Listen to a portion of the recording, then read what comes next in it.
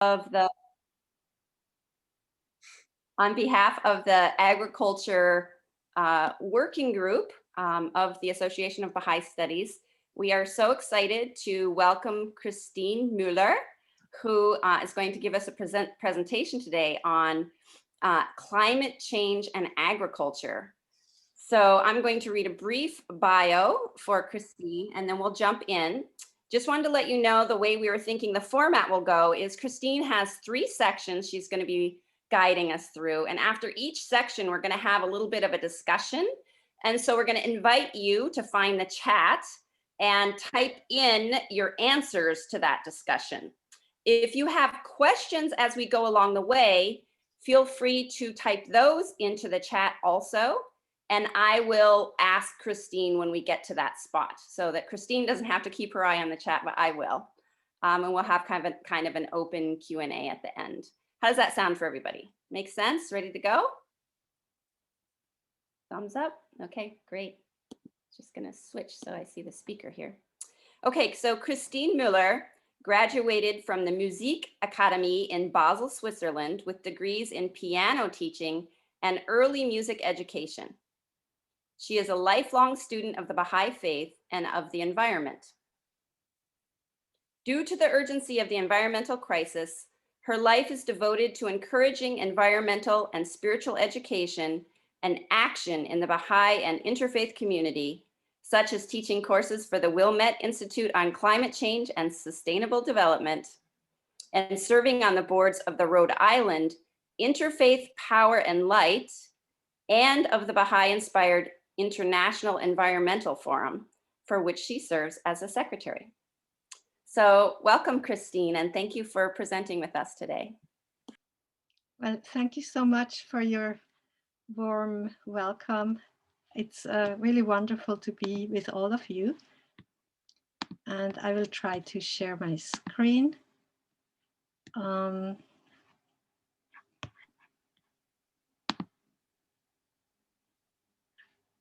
Looks great. That looks good for you? Excellent. Yeah. All right. So all I need to do is move these pictures around that they are not clouding my view. And then that should work. Okay. So actually, just to add to the format, we'll have a little bit of interaction during my talk as well. So let's begin our conversation with identifying the 3 major ways in which agriculture and climate change are interconnected. What comes to your mind when you think about climate change and agriculture? How are the 2 interconnected? I'm sure you have all kinds of thoughts. And just throw out a few, you know, it doesn't have to be many. Let's aim for 3 thoughts. Right into the chat box, folks. We'll have I'm sure, a lot of interaction there.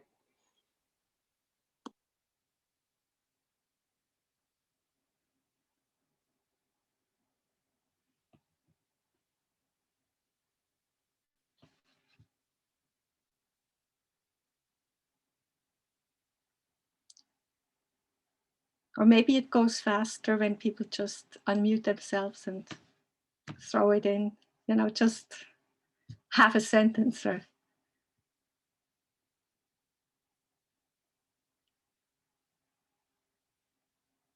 So lots is coming in. We have transportation of long distances from large farms to markets, on the average 1,600 kilometers in Ontario. The use of energy to produce inorganic fertilizers and pesticides. The water, energy, food, climate nexus. I love that, and we'll probably talk about that. If Christine doesn't talk about it, we'll talk about it at the end.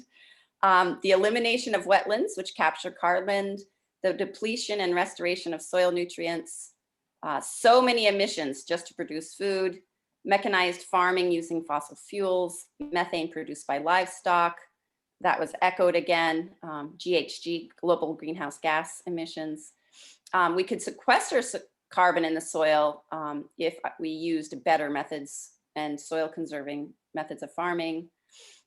Again, about livestock, deforestation, so that we have more agriculturally productive land. Synthetic fertilizers, again, extensive water usage, and that goes back to the energy, food, climate, water nexus. Yeah, conversion of lands into farmlands. So lots of things there. Great. Thank you so much for participating. So there are really, you know so much already, but let's distill them to three major areas, which are first, climate change severely impacts agriculture. That's the first topic. And then second, agriculture is a major source of greenhouse gas emissions. And you have already mentioned like livestock and fertilizers. And therefore, agriculture contributes to global warming, which changes the climate. And then third, agriculture offers important solutions for the climate. And these will be our three major themes today. First, we will discuss the impacts of climate change on agriculture. A stable climate is a prerequisite for agriculture. So let's have a brief look at the Earth's climate history. In the very distant past, the Earth was much hotter. Then about 800,000 years ago, the Earth cooled down. The past 800,000 years was the time of glaciation. 800,000 years is a really long time if you consider that humans have only been around for about 200,000 years. This curve shows the Antarctic temperatures of the past 400,000 years. The temperature changes during the ice ages happened because of the variability of energy forcings caused by the changes in the Earth's orbit, tilt, and wobble. When temperatures are low, the Earth is in an ice age, and when it is high, the Earth is in an interglacial period. As you can see, the warm interglacial periods have been much shorter than the periods of glaciation. In the past 10,000 years, we have been in an unusually long interglacial period. You can see this better on this graph, which only goes back 100,000 years and therefore shows more detail.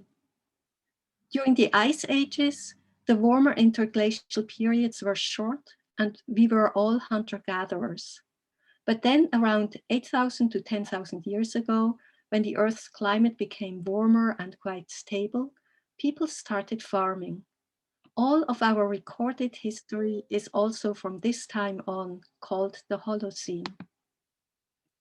Agriculture enabled humans to develop sophisticated civilizations. This is the Pont du Gard, a 2,000-year-old aqueduct in Nîmes, France.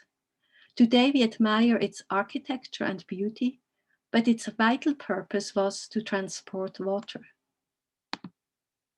As you know, since the Industrial Revolution, the Earth has warmed on average by about 1 degree Celsius. We will discuss the causes of global warming later, but right now we want to discuss its impacts on agriculture, which this warming has already had. So, what are the impacts of agriculture on the impacts of climate change on agriculture? Let me see. I think I have to stop share in order to get to the slide again. Let me see, so that we can write this down. Okay. Stop presenting. Okay, got it. Sorry for the technical delay, but now you can just maybe unmute and just quickly say, like, what are the impacts of climate change on agriculture so that we can brainstorm this, and I'll just write it down as we go. There are numerous impacts of climate change on agriculture. Just make sure you unmute yourself when you speak. Drought. Yes. One thing I put in there is the increased absorption of the CO2 in the plants, creating more starches, more sugars in the plant, and reducing the nutrients. Okay.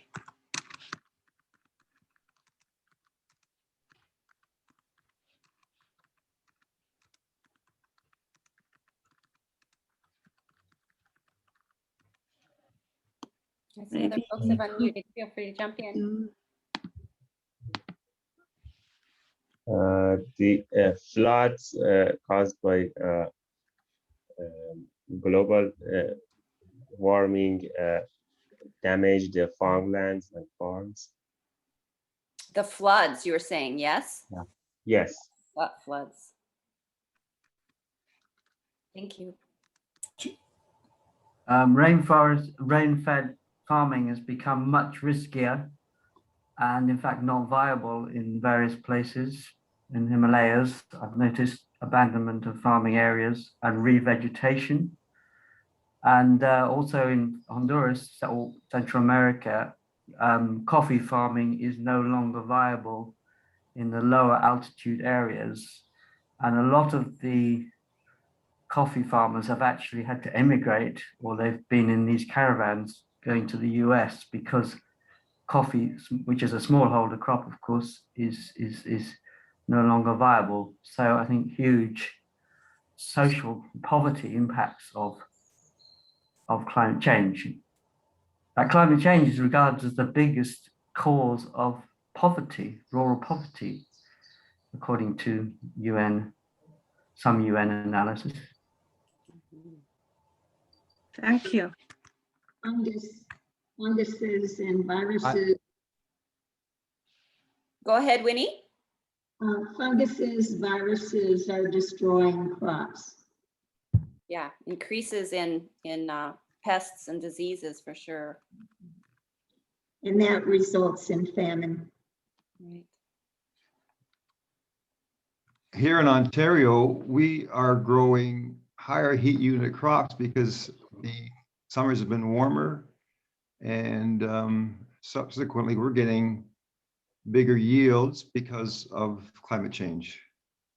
And Bill, will you say what heat unit crops are for folks who don't know? Oh, yes. Well, the amount of heat, it depends on which variety you can grow, and some varieties have potential to have bigger yields. So we can now grow a higher heat unit bean because of our warmer summers, and subsequently plus we've been getting adequate moisture. So it's the have and have nots. We happen to be some of the haves of the climate change, or been actually it's been a benefit to us, whereas in other places, you get more drought. So it's changing the whole climate. And but actually we're actually growing, getting higher yields, and I mean the last 5 years or so. Anyway, that's on this farm anyway. Mm-hmm. So unequal impacts of climate change. Unequal impacts, that's right. So some people are getting benefits, and on the other side, people are suffering. So Wonderful. Here's that in the United States, I read a study that the bees are moving north from the southern part of the United States, so there'll be less pollination. Yeah, and Karen just put down forced migration. I was going to bring migration up in places like Syria and Africa that is causing a lot of migration. Of course, we all know that in Syria, the farming community is almost been excluded, creating even wars and migration in that part of the world. And I think we're going to see more of it in that part of the world. Yeah, so political and state instability even, yeah. Even the rain, the rivers flowing through the region, the Tigris and the Euphrates, the issues, because they start in Turkey and they move through that region. These rivers are becoming less, and the salination of these rivers has improved, creating lots of problems with agriculture. So it's numerous, and I think Iran also has lots of these issues that are developing now also. In North Carolina, the eastern coast is in great jeopardy, and those islands that are fishing islands will probably be underwater in a few years, as well as the salination coming in to the soil where the larger crops are grown in the east. Yeah. So ocean level rise, claiming otherwise, useful agricultural lands. I also noted that we said floods earlier, and Sandy had dropped into the chat droughts. So that's, both sides of the instability of climate and whatnot. Hello, Christine. Good morning. Good afternoon. Morning. This is Ndeli. Can I say something? Please. Sure. Yeah, just to give contribute my 10 cents to the discussion from my experience in sub-Saharan Africa is that as a result of climate change, you have forced migration, as someone stated earlier, where farmers and people rearing animals. These are regions where the livelihood depends on livestock. When I was in the north of Mali, we had a real crisis because due to lack of rainfall, that's the change in the rainfall pattern. People holding domestic animals, cattle, and so on, began migrating to places where they could have pasture much earlier than was expected. And that created a lot of conflict because they were moving into farmlands. And this created conflict between cattle rearers and farmers. Now, another experience that I had recently on the lower shores of Lake Chad is that this was last year. Very heavy rainfalls came just at the time when crops were about to be harvested.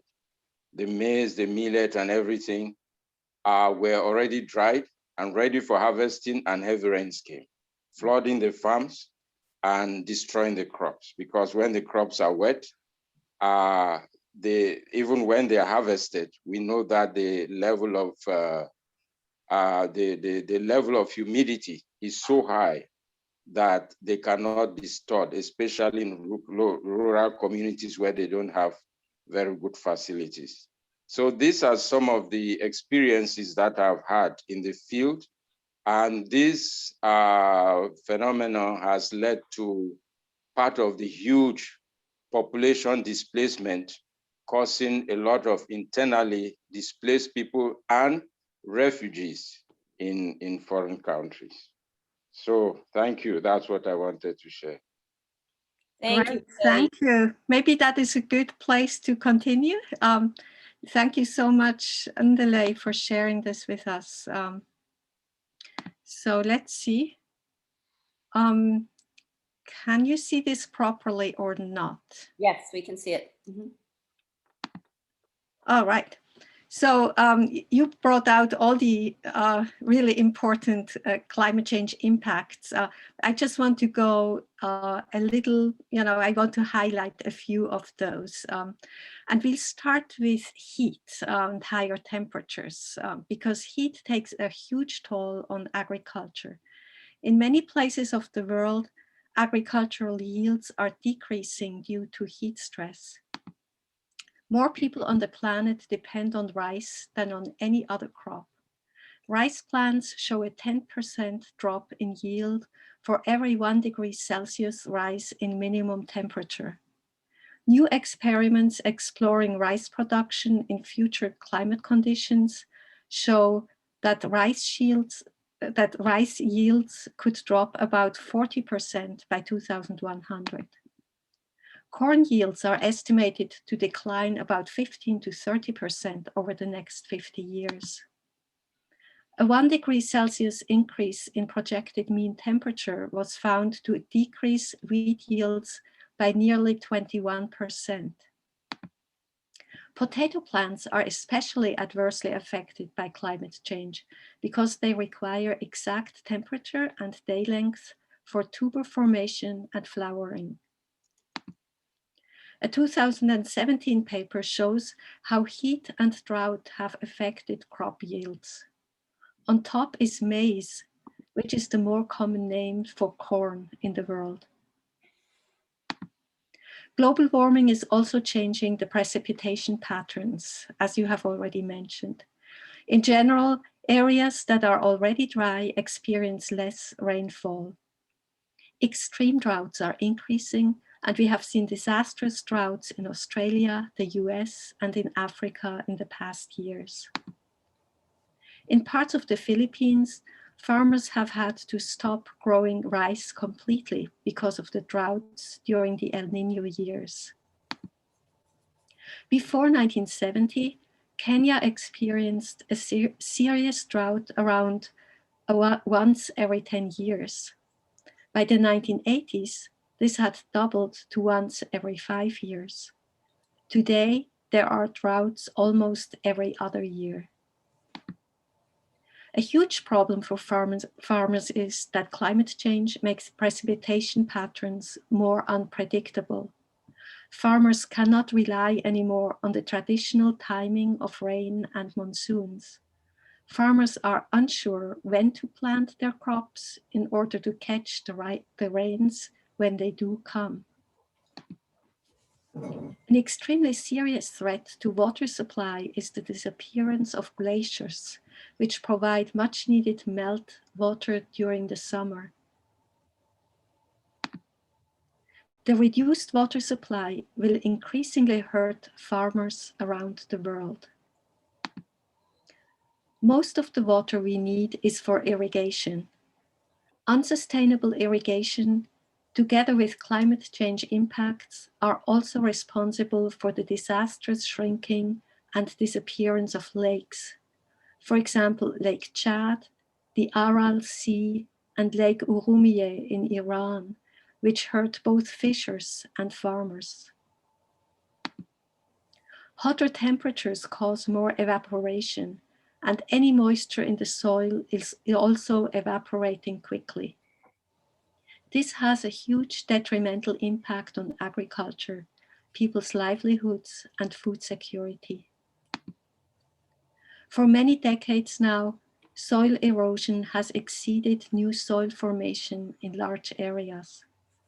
This loss of soil has been happening because of overgrazing, deforestation, and agricultural expansion onto marginal land. Climate change exacerbates soil degradation in many parts of the world. In drier areas, climate change can lead to salination and desertification of agricultural land. Water scarcity and worsening droughts are certainly among the worst climate change impacts on agriculture, but flooding can also devastate crops and livestock. Global warming causes more severe flooding because warmer air can hold more water vapor. With more water in the atmosphere, there is just a larger quantity of water pouring down when it rains. The other reason for flooding is sea level rise. There are two reasons for sea level rise. First, the meltwater from the Greenland ice sheets, the Antarctic Peninsula, and glaciers around the world cause sea levels to rise. The other reason for sea level rise is that water expands as it warms.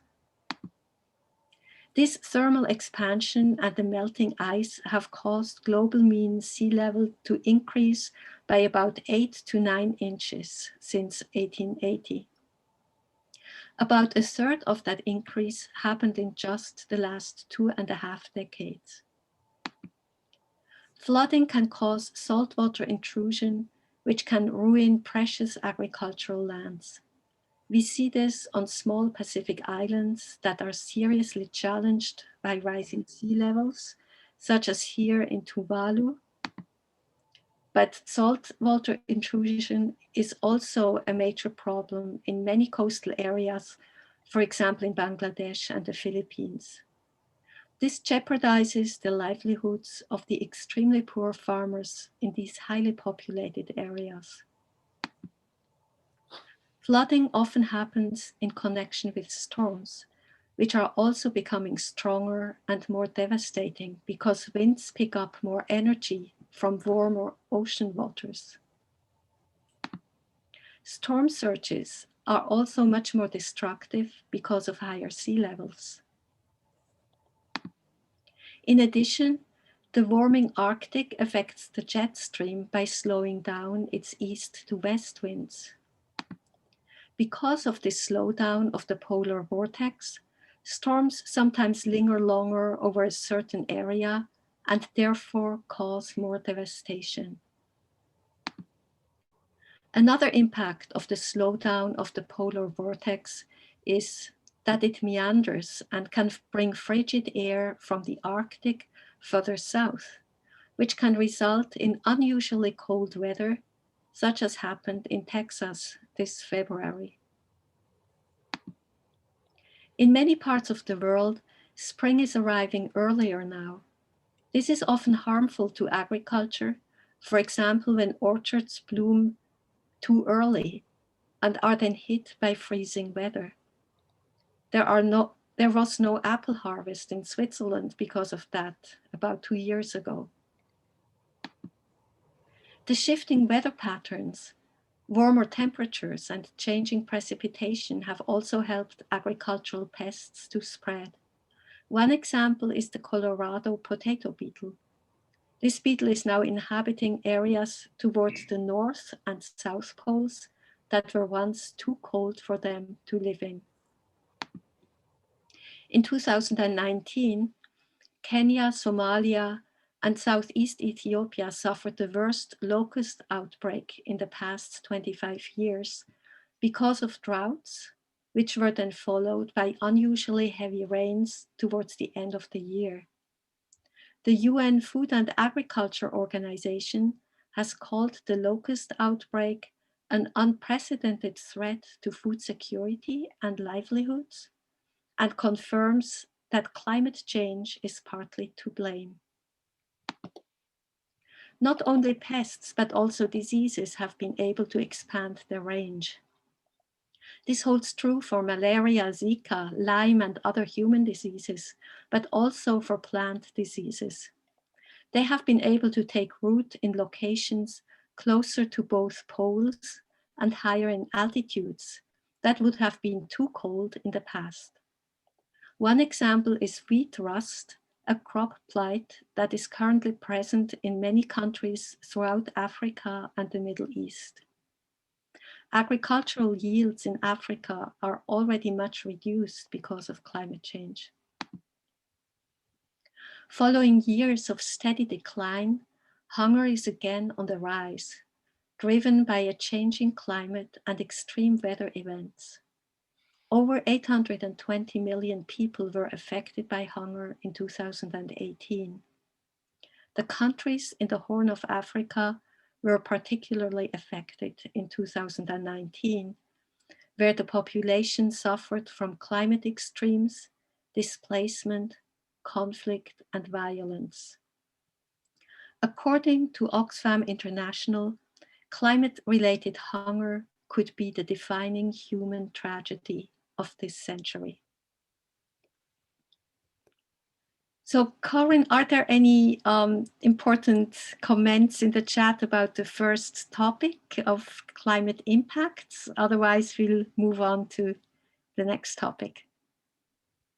The chat's been kind of quiet. I think mainly people are just, really honing in. That's fine, because we can always have a discussion at the end. Yeah.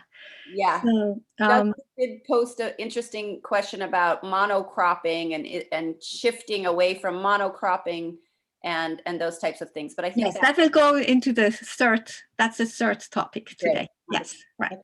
So our second topic is that agriculture is a major contributor to climate change. How does agriculture contribute to climate change? I think you already, there was one comment already at the beginning about that. So I think let's just continue, and it may be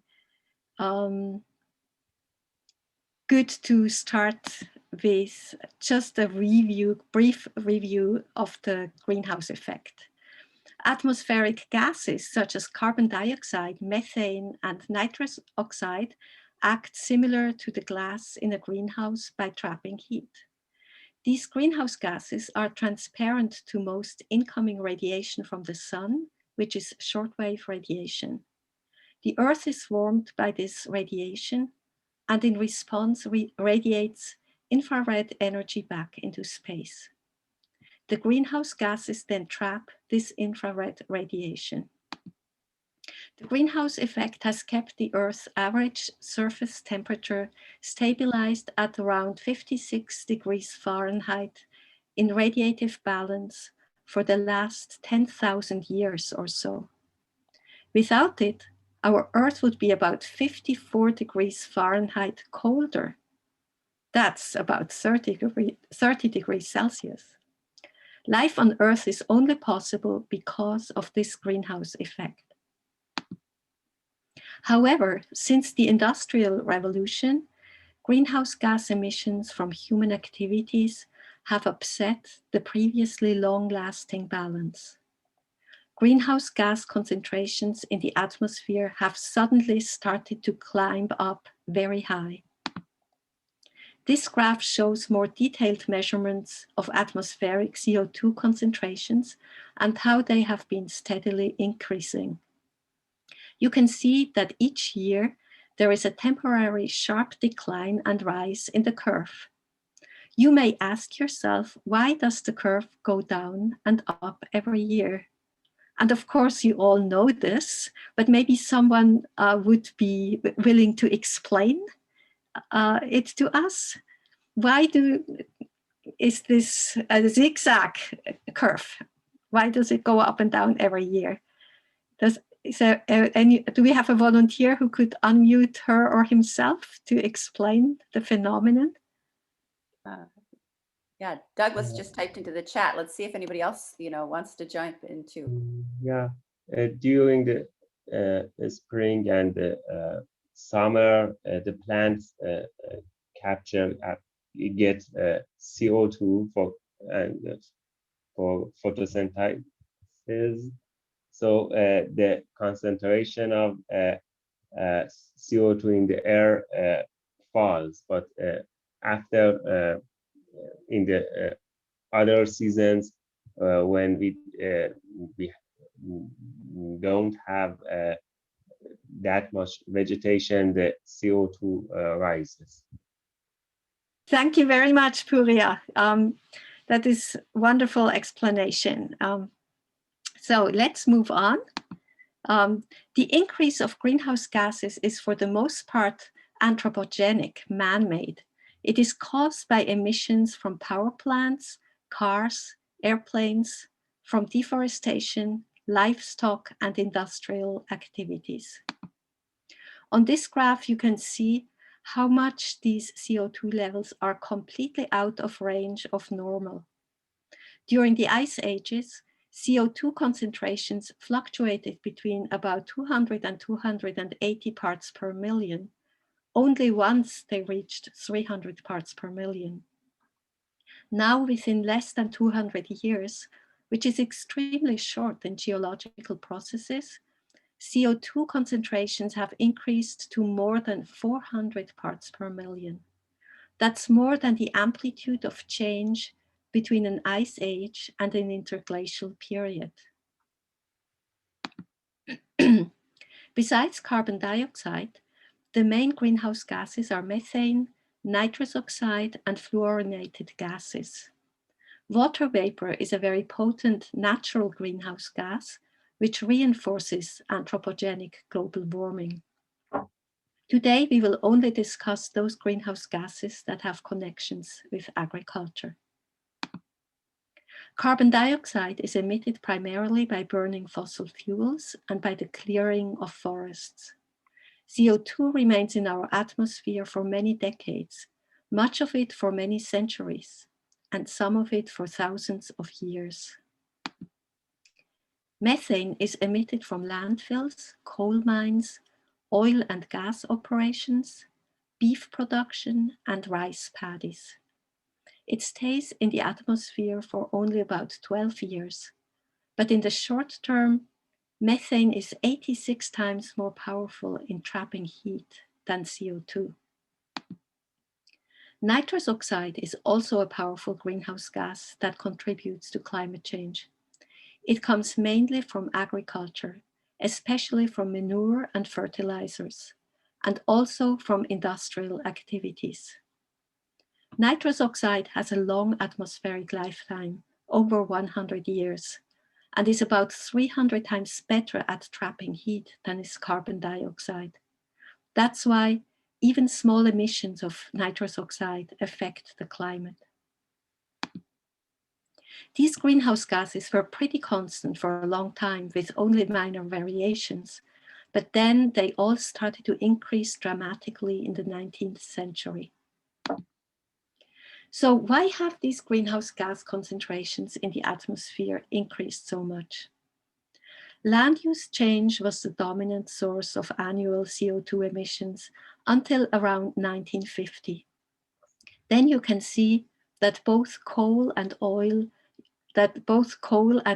use have grown quickly. Natural gas use increased later and is still increasing today. Fossil CO2 now dominates global emissions. Deforestation is a major factor in land use change. There are two reasons for that. First, the burning and the rotting of vegetation directly releases carbon dioxide into the atmosphere. Second, the trees are no longer there to absorb the carbon dioxide. The main causes for deforestation are the extraction of timber and the clearing of the area for livestock grazing and for crops. This is done by poor people who don't have much choice, but on a much larger scale by corporations that make big profits. Much of the land is being used for growing soybeans. The soybean is exported and fed to livestock to satisfy the ever-growing demand for meat. Global meat production has increased tremendously because of population growth and because many people eat more meat now than in the past, for example, in China. We just saw that the clearing of forests for livestock or for crops to feed livestock is the main driver of deforestation in the Amazon.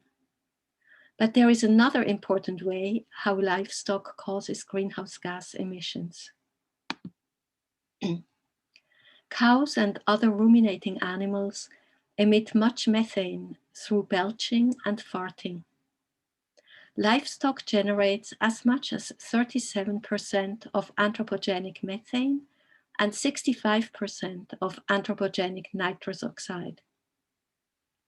The problem is not the individual animal, but the extremely large quantity of livestock and also how they are raised. Of course, agriculture is not the only culprit to blame. Burning fossil fuels such as coal, oil, and gas is the major cause of greenhouse gas emissions. But the contribution of agriculture is very significant. Agriculture, land use, and land use changes account for around 24% of total greenhouse gas emissions.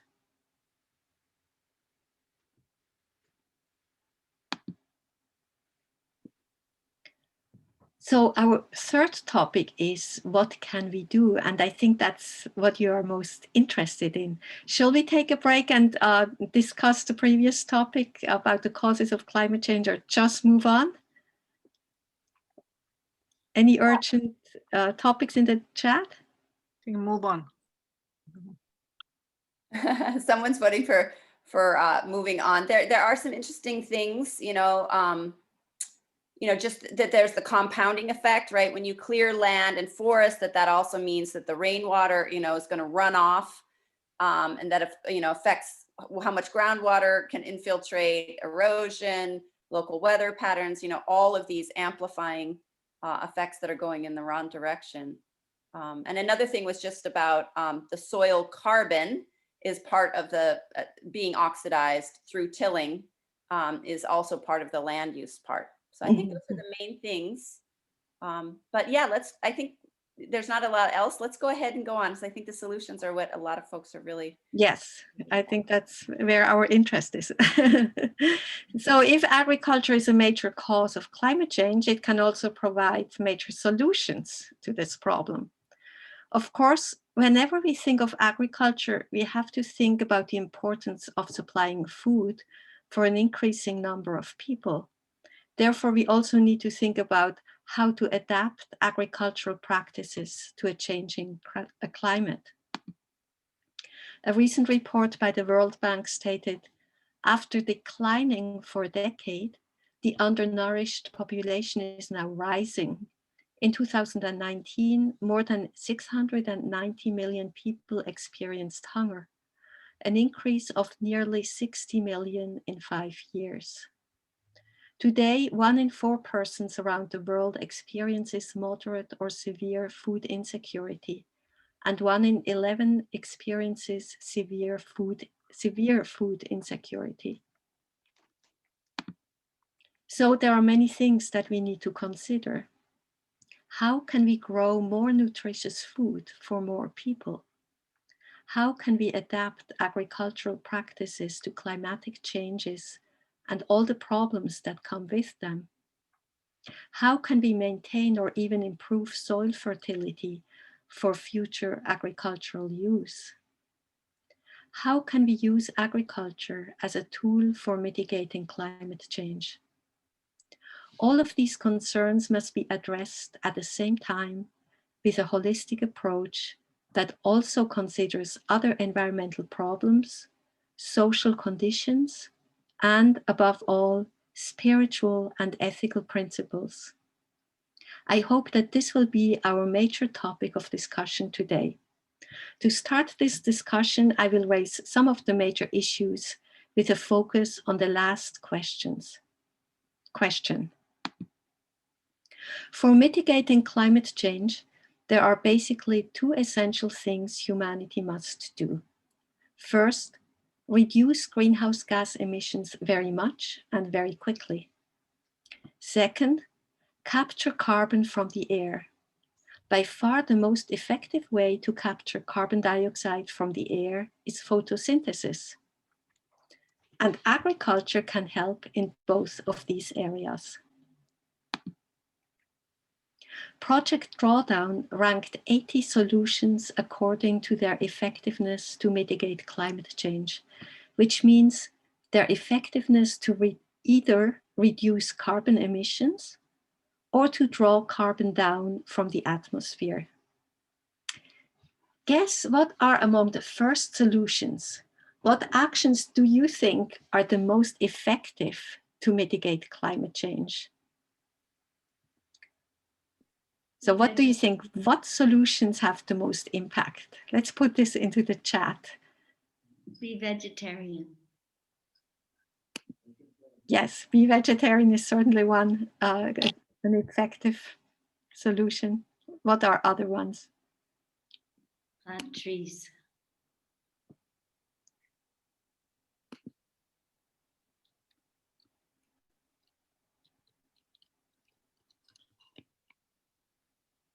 Right now we are actually looking at all solutions, not only agriculture, but we do have agriculture in mind. I know that one is educating women and girls, and I love that shows up in Project Drawdown, because that's also within the Baha'i Faith. It's one of the teachings that women, especially should have special regard for agriculture. Lots is coming in now. Restorative agriculture, reforestation, agroforestry, reducing food waste, Adding volcanic rocks to the soil may sequester CO2 in the soil. I've heard of like biochar, and those things also work. Composting and other things that reduce the organic matter in the soil. Less use of animal feed, so that ties in with our diets. Another person put educating girls, permaculture, onshore, offshore, wind power, diversified high efficiency plots, refrigerant management. I know that's a huge one. And all of the, prepared foods and frozen foods, those refrigerants are what, 1,000, 4,000 times as potent as CO2 as greenhouse gas. So those are huge. Agroecology, regenerative ag, local value change, right? So instead of sending food thousands of miles, reducing fossil fuel use, another regenerative ag, feeding cattle with seaweed to reduce methane emissions, another one. So. Thank you. That's wonderful. I hear you see the first 20, I think it's 22 that we can see. They are ranked, there are 80 altogether. And these are the first, like the most effective actions, ranked according to their effectiveness. And as you can see, many of them relate to food and agriculture, and you already mentioned that. And the first one is the fluorinated gases, and you mentioned that, Karin, which are really very important, but not everyone will know that the third most effective way to reduce greenhouse gas emissions is to greatly cut down on food waste. One of you has mentioned that, but that's when you think of this as being the third most effective climate solution, I think it's kind of a surprise. 1/3 of all the food that is grown is being wasted. When we waste food, we also waste seeds, water, energy, land, fertilizer, hours of labor, and financial capital. At the same time, the wasted food generates greenhouse gases at every stage, especially methane when organic matter rots in a landfill. The food we waste is responsible for roughly 8% of global greenhouse gas emissions. The fourth most important action is a plant-rich diet. This is just another word for eating lower on the food chain, basically to eat less meat, especially less beef, or to adopt a vegetarian diet. As many of you know, the Baha'i writings say that the food of the future will be fruit and grains. The time will come when meat is no longer eaten. In addition to individual actions on changing their diets, as a society, we also need to abandon factory farming. Factory farming is extremely harmful for many reasons, but also because of its disastrous impact on climate change. A study found that beef cattle raised organically on grass emit 40% less greenhouse gas and use 85% less energy than cattle raised on grain. There are sustainable ways of integrating some livestock in small and medium-sized farms. We will come back to that topic. Number 5 in Drawdown's list is the preservation of tropical forests. We already talked about how the cutting down of these forests to grow feed for livestock is a major threat to the climate. Number 9 is silvopasture. Silvopasture is an ancient practice that integrates trees and pasture into a single system for raising livestock. Research suggests that silvopasture far outpaces any grassland technique for counteracting the methane emissions of livestock and sequestering carbon literally under the hoof. Pastures that include trees sequester 5 to 10 times as much carbon as those of the same size that are treeless, storing it in both biomass and soil. Silvopastures also have financial benefits for farmers and ranchers. Livestock, trees, and any additional forestry products such as nuts, fruit, and mushrooms, generate income on different time horizons. The health and productivity of both animals and the land improve. Because silvopasture systems are diversely productive and more resilient, farmers are better insulated from risk. As you can see, actions 11 to 17 are all related to land use and agriculture. Growing food organically can also significantly reduce carbon dioxide emissions. Synthetic fertilizers release greenhouse gases into the air, but the organic approach sequesters carbon. It takes carbon out of the air and puts it back into the soil.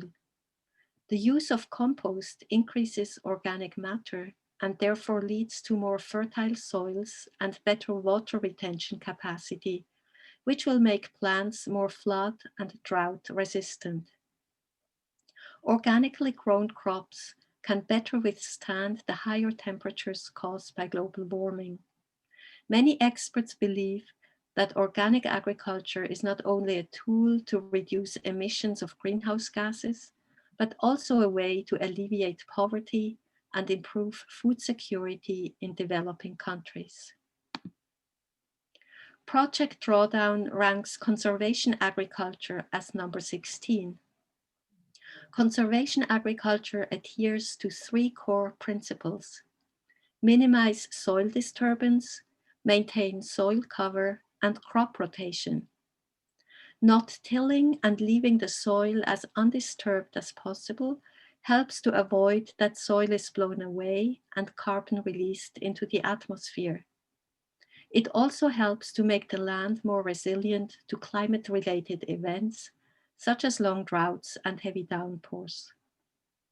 However, conservation agriculture relies heavily on herbicides, which is problematic for many reasons. Regenerative agriculture ranks as number 11 in Drawdown's list, significantly higher than conservation agriculture. Regenerative agriculture aims to restore degraded land. It includes no tillage, diverse cover crops, on-farm fertility, which means that no external nutrients are required, no or minimal pesticides or synthetic fertilizers, and crop rotation, often combined with managed grazing. The purpose of regenerative agriculture is to improve and regenerate the health of the soil by restoring its carbon content. This helps the climate as well as improves plant health, nutrition, and productivity. Regenerative farming often rotates 8 or 9 different crops, such as wheat, sunflowers, barley, oats, peas, lentils, alfalfa hay, and flax. Intercropping is also used. That's when leguminous companion crops of alfalfa or beans are grown with corn to provide fertility. Restoration of farmland ranks number 23 out of 80. There are an estimated 1 billion acres of deserted farmland around the world. This is land where the soil is depleted now, but in the past it was used for crops or pasture. Farmers abandoned this land because it was no longer profitable. Restoration can mean the return of native vegetation, the planting of trees, or the introduction of regenerative farming methods. Restoring land is labor-intensive, but it creates jobs and is important for growing more food for a growing population. Land restoration offers an opportunity to do many good things at the same time. Improve food security, farmers' livelihoods, ecosystem health, and carbon drawdown simultaneously. All of these mentioned agricultural practices help to reduce the need for irrigation. In addition, New irrigation technologies can help farmers use water more precisely and efficiently, which is important because of the depletion of aquifers and because of the increasing droughts caused by climate change. Then there is improved rice cultivation. Rice is the staple food of 3 billion people, providing 1/5 of calories consumed worldwide. Its cultivation is responsible for at least 10% of agricultural greenhouse gas emissions, especially methane. The main improvement would be mid-season drainage and alternate wetting and drying to improve aerobic conditions, which will result in less methane emissions. Agroforestry takes its inspiration from natural forests. A forest has different layers of vegetation: the forest canopy, an understory layer with immature or small trees, then a layer with shrubs and herbs on the ground. When applying such a system with different layers in agriculture, it can help with many things: prevents erosion and flooding, recharge groundwater, restore degraded land and soils, support biodiversity by providing habitat, and absorb and store carbon. Agroforestry has the potential of achieving rates of carbon sequestration comparable to those of afforestation and forest restoration, with the added benefit of producing food. So there are some paths farmers can take to improve yields and the long-term sustainability of the soil, as well as to make a significant contribution to reducing greenhouse gas emissions and hopefully even help remove some of the carbon that is already in the atmosphere. They will also contribute to human health and to maintain biodiversity. Clearly, farmers need support in making such profound changes in the way they operate. Good policies can play an important role in that. Food and farm policies need to prioritize the health and long-term fertility of the soil, water quality, people's health, the climate, biodiversity, as well as racial equity and fair pay for farmers and farm workers. I will end my presentation with a few Baha'i-inspired thoughts about climate change and agriculture. Baha'u'llah, the prophet founder of the Baha'i Faith, emphasized the importance of the soil, and he used the soil to teach us humility. He said, "Every man of discernment, while walking upon the earth, feeleth indeed abashed, inasmuch as he is fully aware that the thing which is the source of his prosperity, his wealth, his might, his exaltation, his advancement and power is, as ordained by God, the very earth which is trodden beneath the feet of all men." There can be no doubt that whoever is cognizant of this truth is cleansed and sanctified from all pride, arrogance, and vainglory.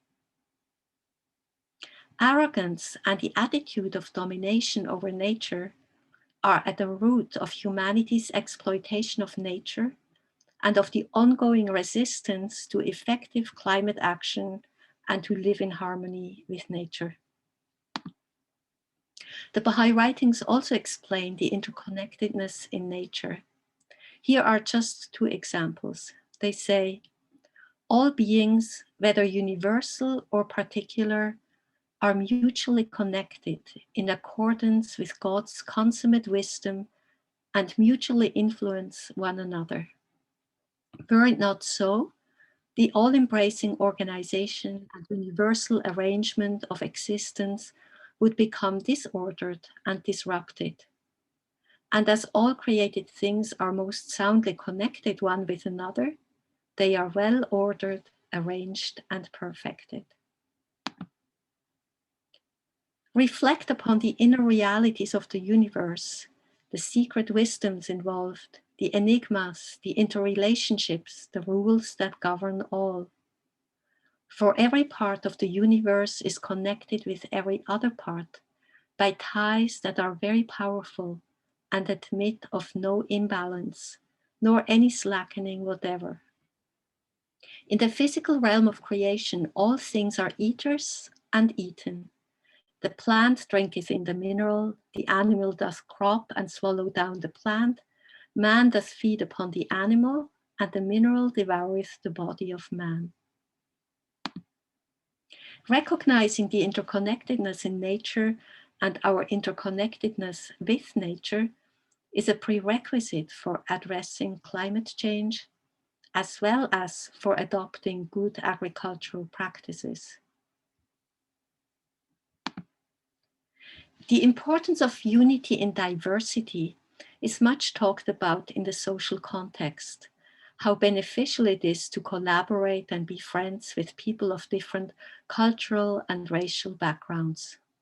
But I think that diversity is a foundational principle on all levels of existence, because Baha'u'llah wrote, "Nature in its essence is the embodiment of my name, the maker, the creator. Its manifestations are diversified by varying causes, and in this diversity, there are signs for men of discernment." Modern science confirms the importance of species diversity. The more diverse an ecosystem is, the more resilient it is to stresses such as droughts or heat waves. When a key species disappears, it can have ripple effects throughout an ecosystem and bring it out of balance. Human existence depends upon the immense diversity of plants and animals, but this diversity is now in rapid decline.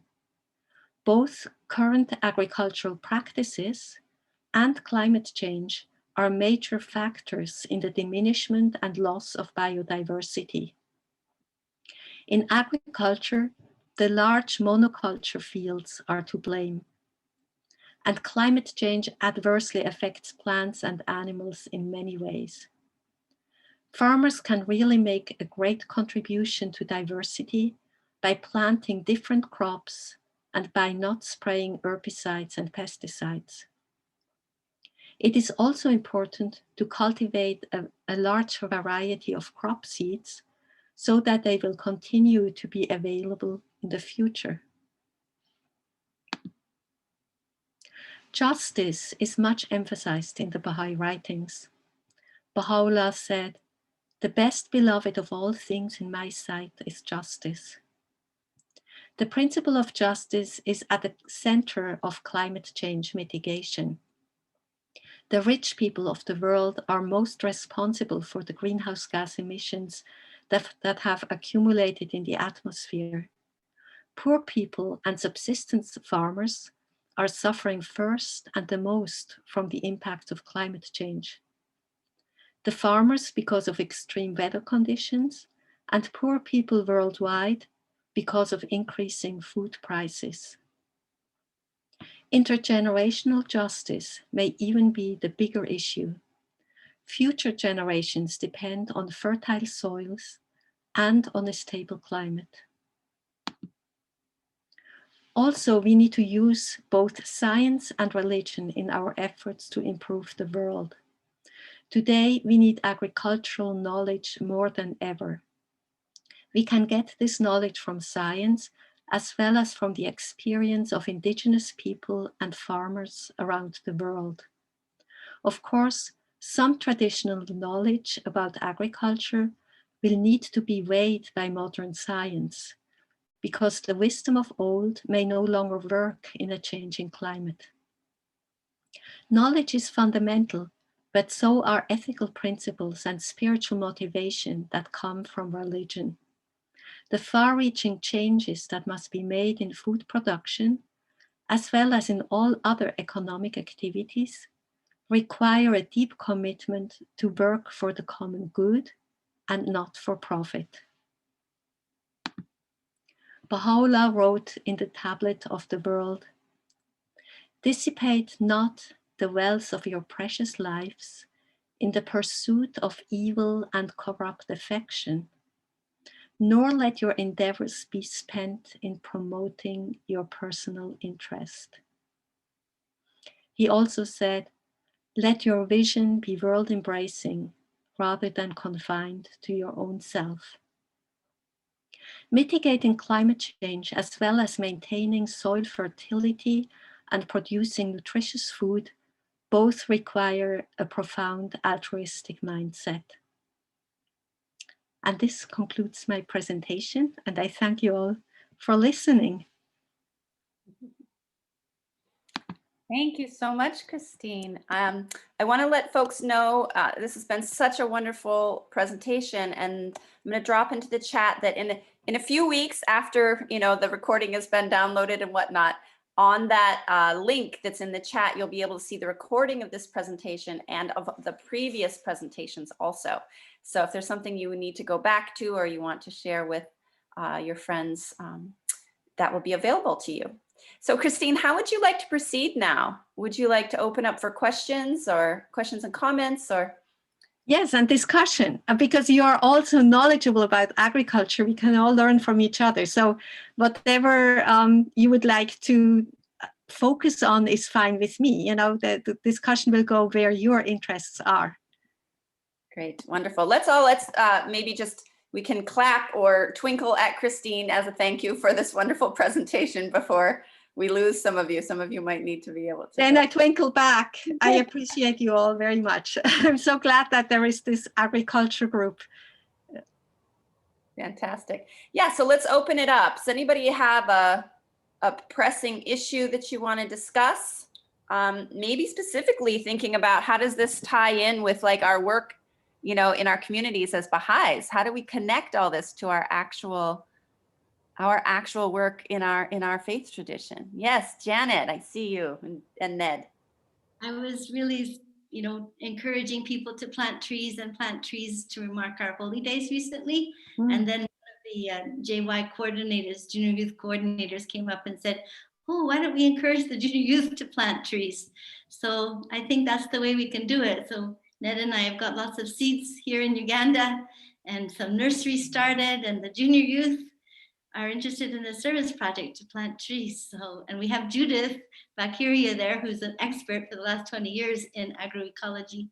So I think if we just work together and think of service projects, I think we can have the information that we need to be able to make a big difference in terms of planting trees anyway. Great.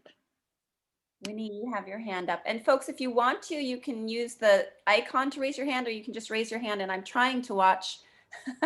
If all else fails, do unmute yourself. I can see you that way too. Go ahead, Winnie. My local community, which is semi-interested in all these topics, if we approach the food waste issue, I think they can relate to that, because Americans more and more have enjoyed these huge buffets. And as I came up from the Caribbean to the States for a decade or plus, I noticed portions in restaurants got bigger and bigger and bigger. And I expect a lot of the food waste came from that. So in my own community, I think I'll see if they will engage in a food waste mitigation. Yeah, teaching and learning how to compost is fantastic, right? Mm-hmm. Maybe don't do it in the first place, though. Right. Both of it is important. We do need composting too, because of all the kitchen scraps, potato peels. And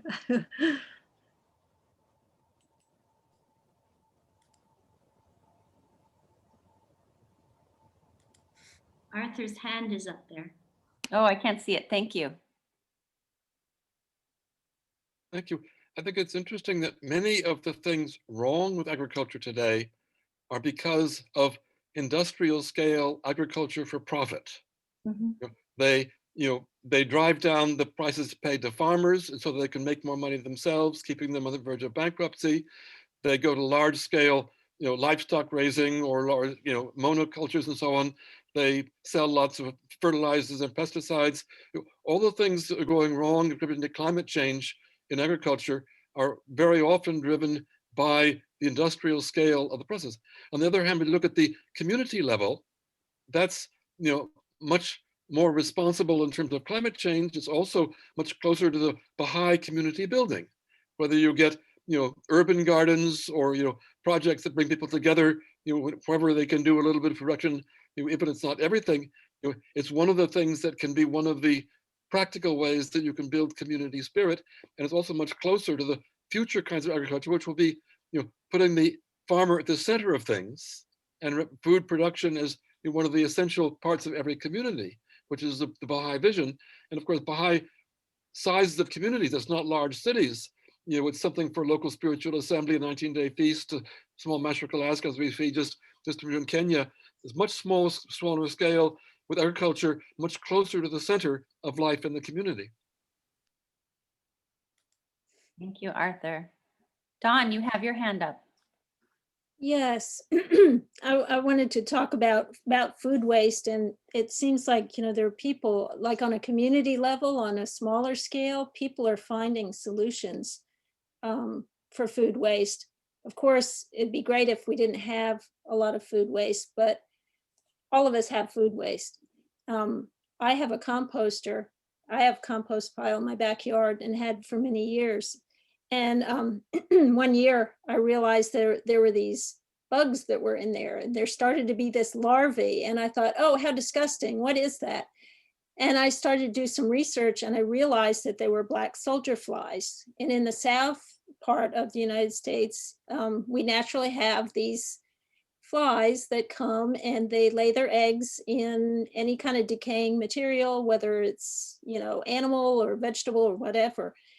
And I thought, oh, well, this is really interesting. I started to do research, and I realized that they were actually very beneficial, and and nowadays you can see in communities where people are actually using these flies. They actually buy the flies and they place them in their compost piles. You have to pay for them.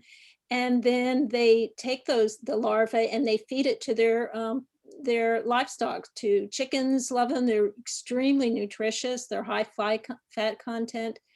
And I also saw recently in Singapore some solutions that they're doing in Singapore, where they're actually growing them in Singapore, in the city, taking food waste. They capture all this food waste from restaurants, and it's delivered to this company that grow the black soldier flies, feed them this food waste, and create this larvae, which is then used for all different kinds of purposes. And so I think, there are a lot of solutions, a lot of kind of creative solutions out there, but they're not happening on government level. They're happening on more local and individual. And I think individuals, there's a lot we can do as individuals. Dawn, Teresa has her hand up. Yeah. Thank you so much, Christine, for that presentation. I'm Teresa Gitonga from Kenya. It was so informative, and I was thinking as you present on the solutions on the composting aspect. And in Kenya, we see a lot of companies coming to advertise chemical fertilizers all over. A lot of people are using a lot of fertilizers, chemical fertilizers in their farms. So I think we have a lot of more to do in terms of trying to build the capacity of the communities, which is very, very important, because a lot of communities do not know the dangers they are causing to the environment. Thank you so much, Christine. Yeah. Thank you for sharing with us your experience. This is very valuable. Mm-hmm. And then we have Gary and then Neil with hands up. Okay, well, when I hear discussions about agriculture, I guess because I started working in agriculture 50 years ago, I think of the different world that existed 50 years ago. And actually, it is a completely different world in agriculture. I mean, I grew up in this, I worked in this in the United States and worldwide. And so what we have seen take place in the last 50 years, if we say, okay, we're going to solve everything about agriculture, I don't think that's a realistic way to look at things. What has happened to agriculture is not just because of the science or anything else. It's because of lots of different things, like the legislative changes that have taken place. You know, the ways in which the government has changed democracy, the ways in which the large corporations have taken over monopolization and combined into international conglomerates. You know, these things would not even have been legally possible 50 years ago. But today, that's what everybody does. Let's let the rich guys do it all, you know? And so that has actually taken away from the possibility of farmers to live a decent life. One talks about regenerative agriculture today. It's not anything new. We knew about it a long time ago, 50 years ago. We taught it in schools, we knew about it. But today, a lot of what is happening is out of the hands of the farmers. If they want to even continue to live and make a living, they have to fall within the domain of the corporates that are taking over, not just the United States, but actually in many countries around the world, including the country I live in now, in Ukraine. And so I think we need to think more systemically, we like to say, I guess, about agriculture. You just can't say, okay, we're going to do regenerative agriculture and everything's going to be fine. It's not going to happen that way, for sure. 100% for sure, in my humble opinion. So then the other thing, agreed with Arthur, and I've done some work on this in different places around the world, and even in projects I've worked on in places like Ukraine, Iraq, and other countries around the world. Forget the talking about let's do things like this and let's do things like that, all of the possibilities. I think you guys, Janet and everybody, you're working in local communities is where we really ought to be spending our time. You know, we can talk about the big stuff, but that's just a lot of talk. I'd like to see action, action, action personally. And so that's really what I feel when I hear discussions about agriculture. And even, I think even young Baha'is, and I'm talking to them here in Europe, I think young Baha'is should think maybe the cities are not necessary places to live anymore. You know, it used to be, oh, let's get out of this, you know, these rural areas. It's only a bunch of, you know, rural hicks, you know, that are kind of stupid that live out there. But that's not the case anymore. You know, the world has changed considerably. And so I think we should be encouraging communities to really develop local communities. And of course, everybody knows that I'm a cooperative specialist, and I'm very much in line with cooperatives and writing some stuff about it, you know, even for the Association of Baha'i Studies coming up in the conference. So anyway, those are just some thoughts. I mean, there's so many different thoughts about this. It's actually, there's so many ways you can connect the dots, you know, and we talk about agriculture today. It's very difficult really to say one thing is going to fix everything. I don't think that's going to happen. You have to connect the dots and work together in communities. Great, thanks, Gary. And before we go to Neil, I just want to tie together also what Gary and Arthur said. You know, one group Gary convened actually. We studied the village storehouse concept, which is very so illuminating to study for us as Baha'is, because it is literally an agriculture-centered local economy. And I think that is a topic that we can explore maybe in the future. But really, you know, thinking about how we can shift and be thinking as Baha'is so that we're centering agriculture, centering human well-being, centering the well-being of the life sheds we're embedded in, and also all the spiritual implications of all of that. So that's something to look forward to that will be coming up. Thanks, Gary. Let's go on to Neil. So I would just like to say to Christine how much I appreciated your talk. I thought it was, I thought it was absolutely beautiful and comprehensive, and you've got such a nice voice. You deliver it in such a gentle way, like Arthur, and also your slides were perfect. So I thought it's very, very inspiring. And it's a very appropriate space. This agricultural working group space is very reverential, very respectful, and we're very honored to have these series of distinguished speakers. So that said, I just wanted to introduce a bit echo what Gary said. To me, I'm a systems thinker, and agriculture is part of this web of systems, technological, ecological, climatic, global, and also theological. So we are in a crisis. And I'm actually an agricultural journalist, and I was absolutely intrigued that you are not a trained, you are a musician. Mm-hmm. And I think this is totally relevant, actually, to your presentation. I just wanted to thank you so much. And just to raise this idea of systems, we have to look at agriculture from the perspective of different interrelated systems, and also look at the World Food Systems Summit that is coming up, that has both positive and negative aspects, but it's very much a reflection of where the world is at right now with respect to food systems.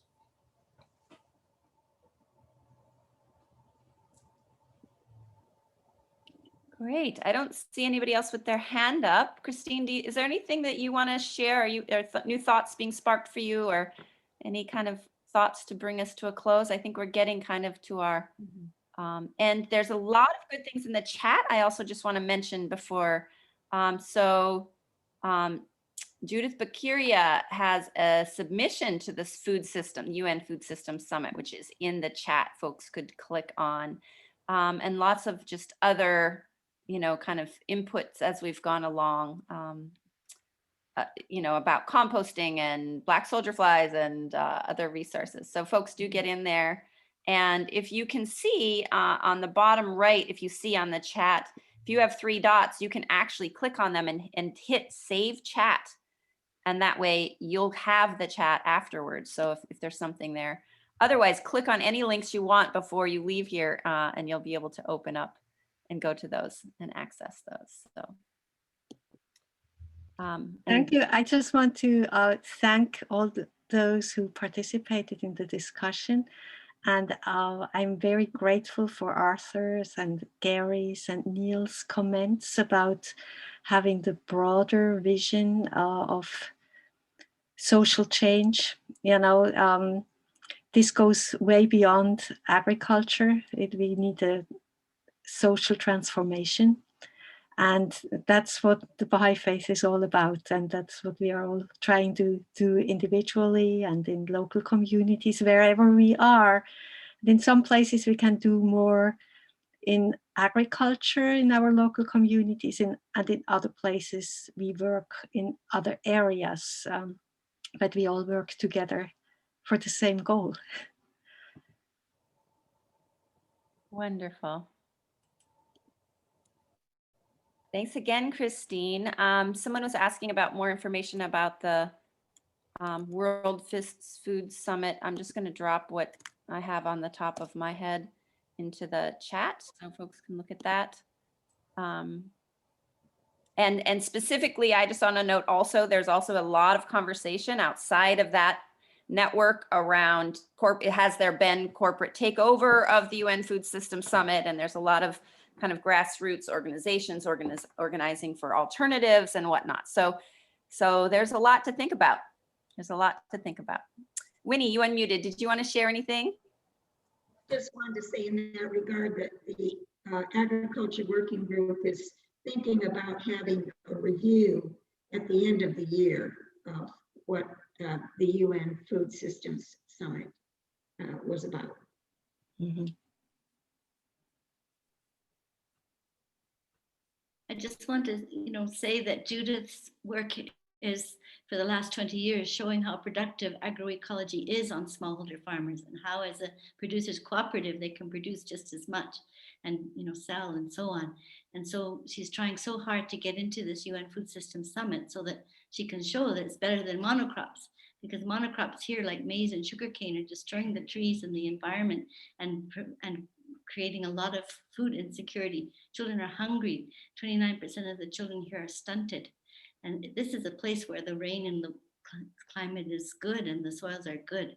But because monocrops are destroying things, so Judith's work for the last 20 years with thousands of farmers is something that we really need to show that it is better than monocrops for so many reasons. There's always, from a diversified cropping, there's always something to eat for the children and for the young mothers as well. Half of the people here are under 17 years of age, 17. Thank you, Janet, for that. We had two hands up, Douglas and Mark. So Mark, let's hear from you first. You had yours up before. Yeah, just wanted to point out that the presentation did take a systems approach. Even though we were trying to discuss agriculture, you couldn't get away with talking about water, and that was mentioned. Let's see, energy, most definitely, with the fossil fuels. Water, energy, food was the topic, and climate, and the economy got in there. It's impossible to talk about. I think it's like Abdul Baha said, if you want to develop all your virtues, just focus on one, the others will come. So we did that with agriculture and couldn't get away from talking about all the other systems within an integrated approach.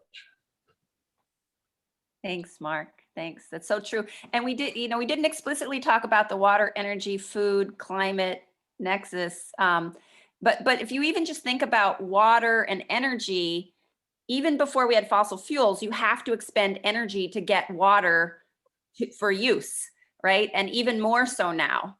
Now it's fossil fuel energy that we're using for water use. And then that goes into agriculture, and then that goes, food and climate, and how interconnected all of it is. And that, I think this is the huge developmental challenge that humans have right now, is to learn how to think in systems and to learn how living systems actually work, not just projections on computers, right? So it could be systems thinking, but how do living systems work, and how do we actually shift the kind of fragmented, parts kind of way of thinking we've been taught through education to education that sees how systems work. And I think that is part of what we're doing through our core activities, right? Reflection and learning and applying, because seeing that. If I can just add one comment, it's the point about one of the main points about the nexus is that you can't touch one, you can't intervene one without affecting the other one. So if you don't look at them all at the same time, you could actually have adverse effects by trying to fix one. It'll adversely affect the others unless you do them together. Great. That was Mark, right? Couldn't see. That's correct. Okay. Sorry Okay. for Thanks, cutting in. Mark. Thanks so much. Douglas, let's hear from you. I was just going to offer a couple of books as some background, like the Industrial Agriculture. A very good book is Bet the Farm. Okay. And it just gives you real world information. Okay. And another one on the quality of the food is the Dorito effect. And basically they're talking about chemical flavoring, which you'll see in a lot of food. The idea there is that your body says, cheese, protein, calcium. Oh, where is it? Keep going when you're using flavoring. But when you actually have the cheese, you're satisfied. You don't need a lot. So, the idea is that they're driving us to consume. Those flavors are driving us to consume. And we're actually usually consuming things like sugar. Thank you, Douglas. Yeah, there's another reference to a movie, The Boy Who Harnessed the Wind, on Netflix. It gives a powerful real life look at how all these things interconnect, and very well recommended by Sandra. Janet, you have your hand up? Yes, I just wanted to talk about the importance of collaboration, because again, with Judith, she collaborated with Jonita Babiria, who's running Girls for Climate. And so Girls for Climate goes to schools and teaches the kids why you know, it's important to plant the trees and what can they do about the climate and pollution. And they give the children trees, they make tree nurseries at schools. And then Judith's got all this knowledge about agroecology so that when the children take the trees home, there's some information about how to grow things in a way that's beneficial for both things. So that collaboration, and then they are also collaborating with Skills, which is using IT and social media and video making with kids to get the information out to the wider society, the wider community, make the curriculum more relevant. So it's this collaboration, to me, that's needed everywhere. That if we collaborate on this local level, like we're focusing on the source of the Nile River, because that's where we live, but if other people collaborated where their communities are, you'll find there's information, and I just write down what they say, you know, so there's so much knowledge and information if we just collaborate together, the science and the human spirit. Thank you. Thanks, Janet. And Neil, is your hand up from before, or was it No, up? no. I just want to say we're consulting, and I love these agricultural working group sessions because afterwards we consult, we truly consult, and we share, and it has this effect of expanding our you know, understanding of everything. But the one thing that is not, the one area that's not been mentioned is land ownership. I think this is, there is a land grab going on around the world right now, driven by actually nation states as well as corporate interests. And it is really distorting. I just wanted to throw that into the mix. It's something that, I mean, we've looked at the racial dimension, the colonial dimension, you know, the state of, you know, and all that kind of thing. But this question of land ownership, I think it has to be studied, you know, systematically again. I just wanted to just mention that for future, you know, a future topic. So true. And looks like Gary wanted to join in on this thread. Yeah, I wanted to chime in on that because, I mean, I'm living in Ukraine, and most of you know Ukraine is an ex-Soviet country. And of course, 100 and some years ago, in the beginning of the 20th century, the oligarchs, or the, you know, Stalins of the period, they stole the land from all the local people and created cooperatives, we call them, but they weren't cooperatives. That's just a stupid name for them here because they were very top managed. But anyway, then about 1990, all the land was given back to the workers. And guess what? It's now being taken away from the workers, including my family, because, you know, the oligarchs and the corporates have a lot of power and they're able to do it. And so, you know, this is the kind of world in which we're living in, and it exists all over the ex-Soviet Union, but I think all over other countries around the world also. And so, you know, it is, the land grabbing issues is huge. And I don't think, you know, somehow or another, societies have to stand up and say, we need to live a different kind of life, because the way this is all going today is going to end up in a very bad place for everybody, including our children and our children's children. But so I mean, that's where social action, I think, becomes a really very relevant and important part of agriculture. Yes, and Winnie raised her hand about that. But Janet, I'd also want to say, Janet dropped in the chat, 7% of land in Uganda is owned by women, but they do over 90% of the work. So monocrops for men to harvest are easier to take over by land grabbing. And so again, we're just seeing how it's all connected, right? It has to do with gender. It has to do with equity, justice, those types of things. Winnie, and then we'll have Rita. In the United States, the minority communities, the ones that have been so unjustly treated, often don't make wills. And so there is land in the family that, because there was not a will, there might have been 60 inheritors, and one of them wanted to continue farming. But because nothing is in a will, it goes to court, and then someone with the money gets the land. So encouraging on our local level people to make wills, which is one of the Baha'i principles, is a way that we can prevent some of the land grabbing. What a practical, everybody can do it approach. Thanks, Winnie. Rita, please share with us. Hi, thank you. I have a question that was triggered by Gary's comments about we need to stand up and say, no, we're going down the wrong highway at a breakneck speed. For those of you who have an overview of agriculturalists globally, which I don't, what is the relative proportion of people who subscribe to and promote what we could call the regenerative agricultural paradigm versus that we can GMO our way out of this paradigm? Are the regenerative agriculturalists a small group of seers and prophets? How do things stack up? Thank you. That's a great question. Let's see if we can crowdsource an answer. There's a lot there. If you want to give me more words, but I've already talked too much, maybe somebody else, because this is a subject very important to me also.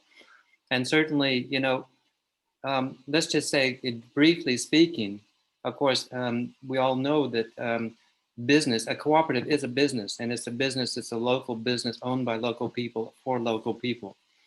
And it operates in a completely different way from some of the corporate interest. And so, you know, when we talk about regenerative agriculture and other activities, individual farmers probably won't make it very well on their own. They need to collect in a kind of a cooperative or a community or whatever, so that they can make these kinds of things operational and effective. At least that's the way I see it.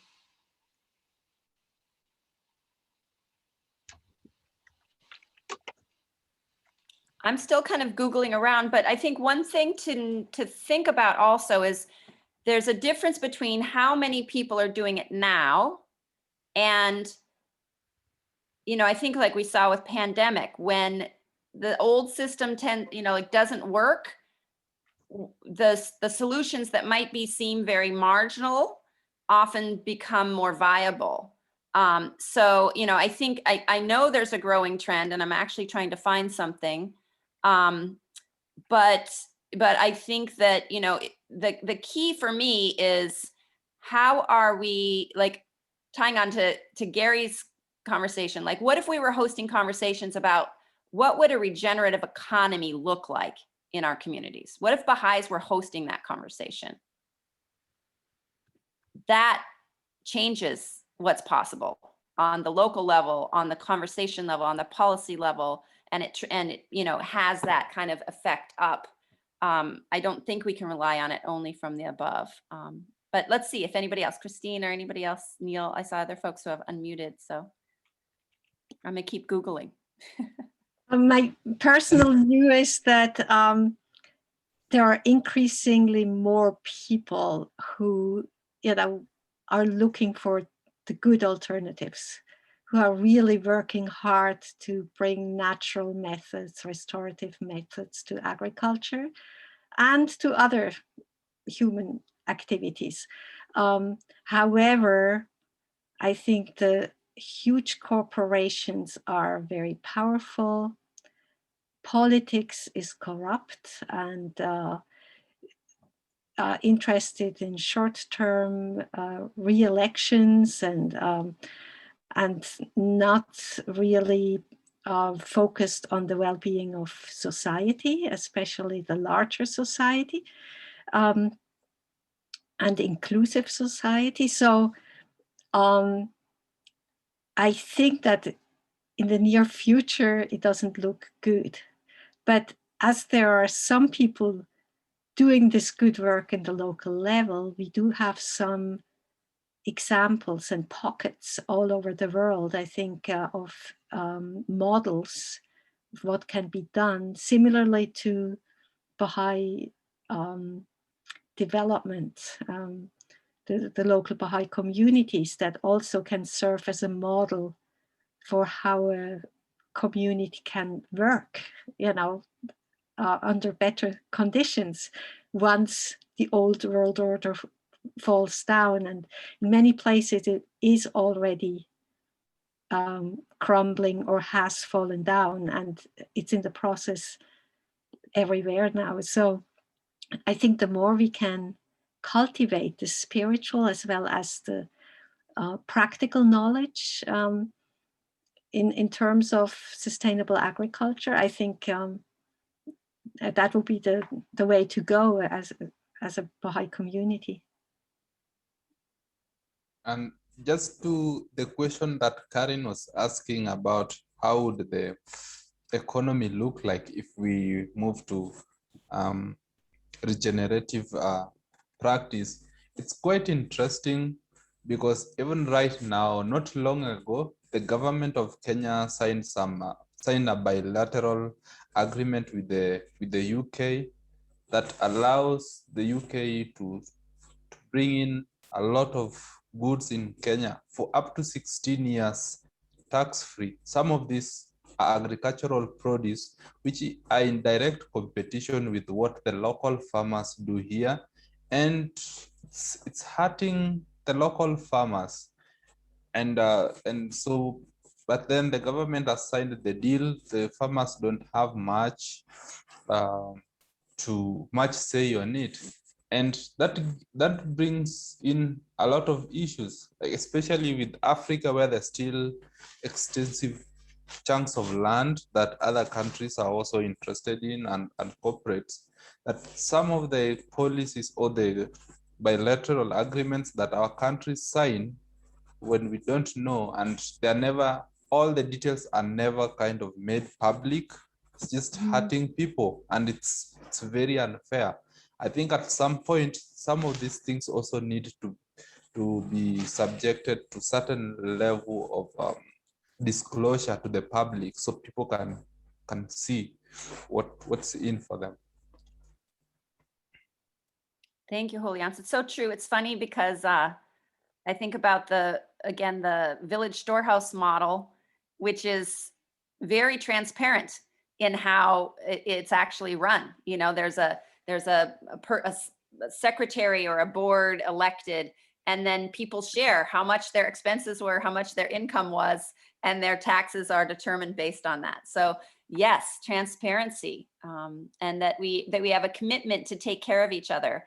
If our expenditures exceed, our income, then we know that our community is going to take care of us, is a completely different approach, much spiritualized approach. So thank you for that, Julians, from over there in Africa and the continent. Great, friends, we've gone longer than planned. Thank you. I think we should bring it to a close. Thanks again, Christine, for this wonderful, wonderful presentation. And thank you all for attending. Dawn, do you have any closing words? No, I think that's it. Anything? Would you like to sing a prayer, Janet? Yes, I would love to sing a prayer. Okay. I'm a bit nervous because Christine's a music teacher. She's very gracious, as you can tell. I love hearing people chant prayers.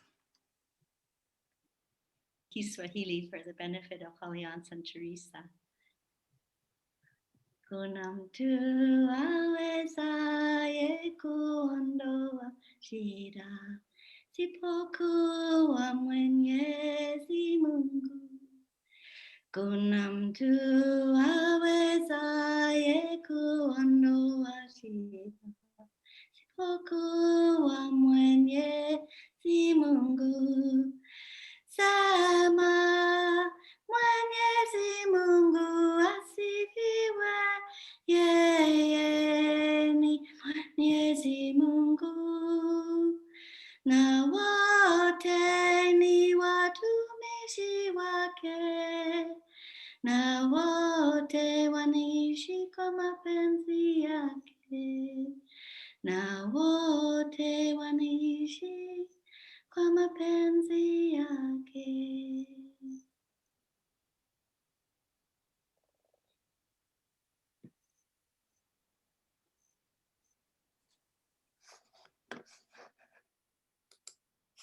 Thank you. That was for the benefit of all of us. Everyone's clapping.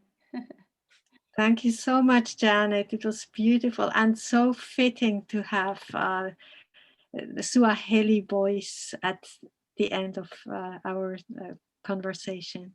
Thank you. Thanks to Christine. Thanks to everyone. Have a wonderful rest of your day, and we'll look forward to seeing you.